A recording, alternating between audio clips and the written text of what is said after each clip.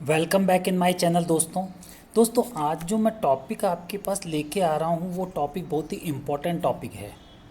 और टॉपिक कोई subject related topic नहीं है, बल्कि ये वो टॉपिक है जो आपका लाइफ स्टाइल चेंज कर सकता है। दोस्तों इस टॉपिक में मैं ये बताने वाला हूँ कि इन दिनों जो कंपटीशन एग्ज़ाम्स हैं वो इतने टफ़ हो गए हैं कि बच्चे को 12-12 14-14 घंटे तो पढ़ना ही पड़ेगा, तभी जाके वो ये सोच सकता है कि मैं इसको क्रैक कर पाऊँगा। तो आप 14 घंटे या 15 घंटे कैसे पढ़ाई करेंगे, तो वो टिप्स मैं आज देने वाला हूँ आपको दोस्तों। तो दोस्तों सबसे पहली टिप्स है कि एक तो आप अपना जो पढ़ाई का शेड्यूल है वो नाइट टाइम यानी कि रात के समय आप अपना शेड्यूल ज़्यादा रखें। क्योंकि रात के समय क्या होता है कि सबसे शांत वातावरण होता है, कोई डिस्टर्ब नहीं करता, मम्मा पापा किसी काम के लिए नहीं कहते, और आपको अपने आप को एक शांति, एक पीस फील होता है। इसलिए आप ज़्यादा से ज़्यादा जो समय है वो नाइट में अपनी स्टडी करें। तो इसके लिए आप क्या कर सकते हैं, दिन में आप सो सकते हैं, जिससे कि आप रात में ज़्यादा देर तक आप पढ़ाई कर सकें। यदि दिन में आप सो लेते हैं, दिन में आप सोते हैं, तो दिन में आपके सोने से क्या है कि आपको एक सुकून मिलेगा, जिससे कि आपकी रात वाली जो स्टडी है वो काफ़ी अच्छी हो पाएगी। दूसरा पॉइंट ये कि दोस्तों रात में जब आप लंबे समय तक यानी 8-8 10-10 घंटे आप पढ़ाई करेंगे तो आपको स्वाभाविक है नींद भी आ सकती है, या नींद की मतलब थोड़ा आपको ऐसे लग सकता है, आपकी पलकें भारी हो सकती है, या थोड़ी बोरियत सी हो सकती है, बैठे बैठे आप टायर्ड हो सकते हैं, थक सकते हैं। तो इसके लिए आप क्या करें कि रात में आप चाय या कॉफ़ी आप ले सकते हैं।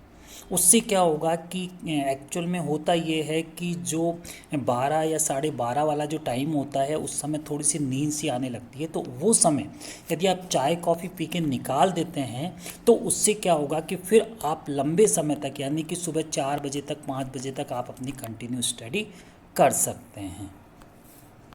थर्ड ये दोस्तों कि आपका जो बैठने का शेड्यूल है यानी कि जहाँ आपका स्टडी रूम है उसमें आपकी सिटिंग है यानी आपका पोस्चर है वो प्रॉपरली फिट होना चाहिए, यानी कि आपकी जो बैकबोन है वो स्ट्रेट होनी चाहिए। यानी कोशिश ये करें कि आपकी जो बैकबोन है वो स्ट्रेट रहे।